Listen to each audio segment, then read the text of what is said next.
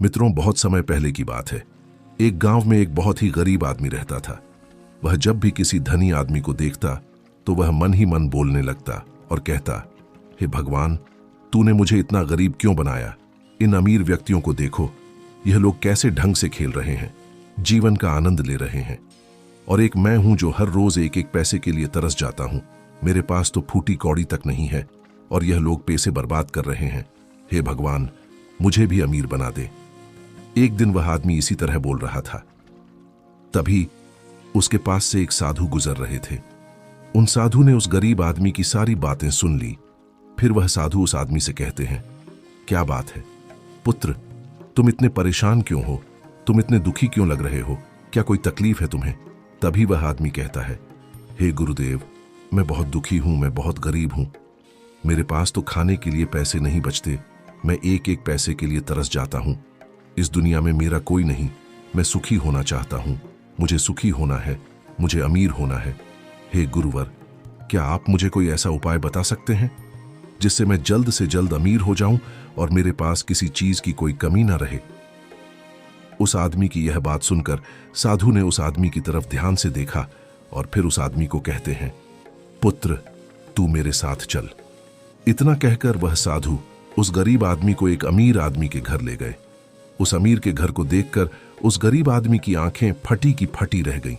उस गरीब आदमी ने उन साधु से कहा, हे गुरुवर, इतना अमीर होने के लिए तो मैं कुछ भी कर सकता हूं। यदि मेरे पास इतने पैसे हो तब तो क्या ही बात है, इस घर में तो कितना आनंद आता होगा। तभी वह साधु मुस्कुराने लगे और उस गरीब आदमी से कहते हैं, इसलिए तो मैं तुम्हें यहां पर लाया हूं। इतना कहते हुए साधु उस आदमी को उस घर के सेठ के पास ले जाते हैं और उस अमीर आदमी से कहते हैं, तुम्हारे पास तो इतनी धन दौलत है, इतना आलीशान घर और सारे ऐशो आराम है, क्या तुम सुखी हो? तभी वह आदमी जरा सा मायूस होकर उन साधु से कहता है, हे गुरुवर, कैसा सुख? केवल धन दौलत होने से सुख तो नहीं आ जाता। मैं तो जन्म से ही अंधा हूं और एक अंधे के जीवन में सुख कैसे हो सकता है? सुखी तो वे लोग हैं जिनके पास आंखें हैं, जो लोग इस संसार को देख पा रहे हैं, इसकी खूबसूरती को आंख भर के निहार पा रहे हैं। हे गुरुवर, मैं तो बस इतना ही चाहता हूं कि केवल मुझे कुछ पलों के लिए ही सही, लेकिन इस संसार को देखने का अवसर प्राप्त हो। मैं कम से कम एक बार अपने माता पिता, अपने रिश्तेदारों को देख सकूं, और इसके लिए चाहे मुझसे मेरी कोई पूरी दौलत ही क्यों ना ले ले, मैं देने के लिए तैयार हूं। मैं इतना दुखी हूं जितना दुखी और कोई नहीं हो सकता। हे ईश्वर, आपने मुझे अंधा क्यों बनाया? तभी उन साधु ने उस गरीब आदमी की ओर इशारा करते हुए कहा, तुम्हारे पास एक बहुत बड़ा अवसर है। यदि तुम चाहो तो केवल अपनी आंखें देकर तुम इस अन्य आदमी की सारी धन दौलत ले सकते हो, और उसके बाद तुम भी अमीर बन जाओगे, तुम भी सुखी हो जाओगे, तुम्हें तुम्हारा सुख मिल जाएगा और इस अंधे आदमी को उसका सुख प्राप्त हो जाएगा। तभी वह गरीब आदमी कहता है, नहीं नहीं गुरुवर, आप यह क्या कह रहे हैं? बिना आंखों के मैं अमीर होकर क्या करूंगा? नहीं गुरुवर, मैं अपनी आंखें नहीं दूंगा। तभी वह साधु उस गरीब आदमी से कहते हैं, एक बार फिर से सोच लो, इतना अच्छा अवसर तुम्हें दोबारा नहीं मिल पाएगा। तभी वह गरीब आदमी कहता है, यदि आपके पास कोई और मार्ग है तो बताइए, अन्यथा अपने घर चलता हूं। तभी वह साधु उस आदमी से कहते हैं, ठीक है, ठीक है, यदि तुम अपनी आंखें नहीं देना चाहते तो कोई बात नहीं, हम कोई और रास्ता निकाल लेते हैं। तभी वह साधु उस आदमी का हाथ पकड़कर उसे एक और धनी आदमी के घर ले जाता है। इस धनी आदमी का घर पहले वाले धनी आदमी से और भी ज्यादा विशाल था। यह देखकर वह गरीब आदमी कहता है, अरे अरे, इतना आलीशान घर मैंने आज तक नहीं देखा था। तभी वह साधु उस गरीब आदमी को उस धनी आदमी के पास ले जाते हैं और उस धनी आदमी से कहते हैं, आप तो बहुत सुखी होंगे, आपके पास इतना आलीशान घर है, इतनी धन दौलत है, सारे ऐसो आराम है, आपको तो किसी चीज की कोई कमी नहीं, आप अवश्य ही बहुत सुखी होंगे। तभी वह धनी आदमी मायूस होकर उन साधु से कहता है, आप यह कैसी बातें कर रहे हैं? आप तो जानते हैं कि मेरे दोनों हाथ काम नहीं करते, मैं अपाहिज हूं। ये जो इतनी धन दौलत आप देख रहे हैं, इन्हें देकर भी मैं अपने हाथ वापस नहीं ला सकता, तो ऐसे में ये धन दौलत मेरे किस काम की? इससे तो अच्छा होता कि ईश्वर ने भले ही मुझे गरीब बनाया होता, लेकिन कम से कम मेरे दोनों हाथ मुझे सही दे देता ना। जाने भगवान ने मुझे क्यों अपाहिज बना दिया। जितना दुखी मैं हूं उतना दुखी और कोई नहीं होगा।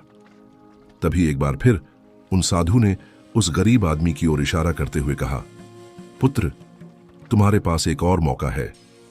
यदि तुम चाहो तो अपने दोनों हाथ देकर इस अमीर आदमी की सारी धन दौलत ले सकते हो। क्या कहते हो?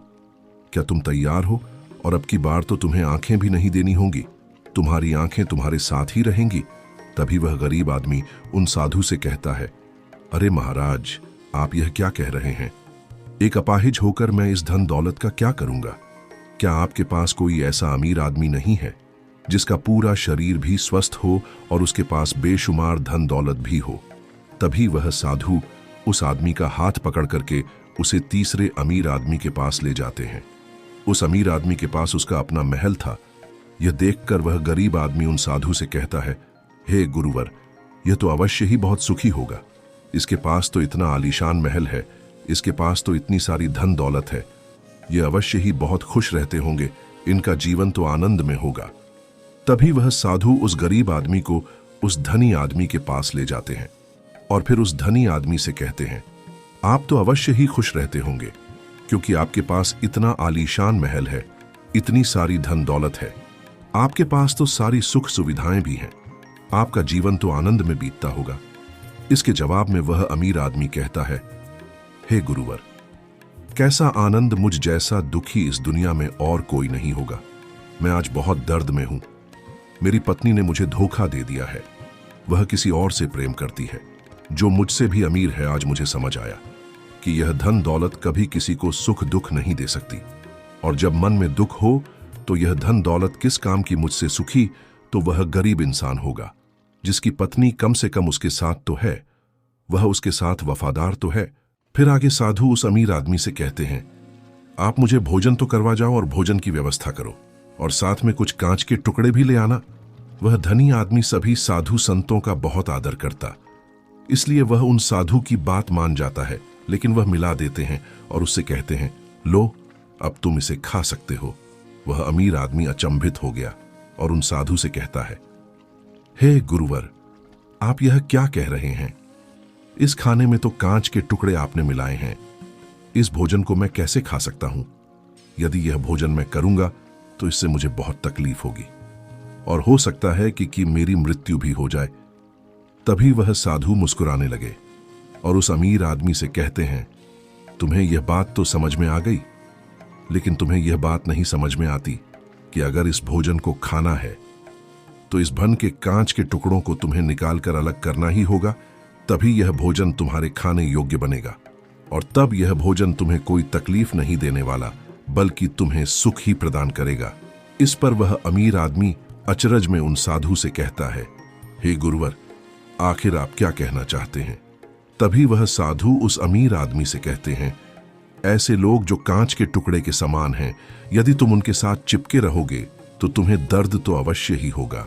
जिस प्रकार यह कांच का टुकड़ा मिला हुआ भोजन तुम्हें दर्द प्रदान करेगा, इसीलिए इसका समाधान तो यही है कि तुम इन कांच के टुकड़ों को भोजन से अलग कर दो और जो है उस पर ध्यान दो, अर्थात कि तुम उन लोगों को भूल जाओ जो तुम्हारे जीवन में नहीं है और उन लोगों पर ध्यान दो जो इस समय तुम्हारे साथ है। जैसे कि तुम्हारी पुत्री, वह भी तो तुम्हारे प्यार की भूखी है। क्या तुम्हारा यह कर्तव्य नहीं है कि तुम उसका ख्याल रखो, उसकी परवरिश करो? आगे साधु उस अमीर आदमी से कहते हैं, सुख तो तुम्हारे पास ही है, यह कांच के टुकड़ों से मिला हुआ भोजन के समान ही होगा और इसका परिणाम भी बहुत भयानक होगा। वह साधु इतना कहकर शांत हो गए और समझ में आ गई। उन्होंने तुरंत उन साधु के चरण छुए और वह अमीर आदमी कहने लगा, हे गुरुवर, आपने मुझे पाप करने से बचा लिया है, मैं आपका बहुत बहुत आभारी हूं। उसके बाद वह साधु उस गरीब आदमी को लेकर आगे की ओर निकल जाता है। तभी रास्ते में वह गरीब आदमी उन साधु से कहता है, हे गुरुवर, क्या इस दुनिया में ऐसा कोई नहीं है जो सुखी हो? तब वह साधु उस गरीब आदमी से कहते हैं, पुत्र, आखिर तुम सुखी क्यों नहीं हो? इस पर वह गरीब आदमी कुछ देर के लिए सोच विचार करता है, लेकिन उसके पास कोई जवाब नहीं होता।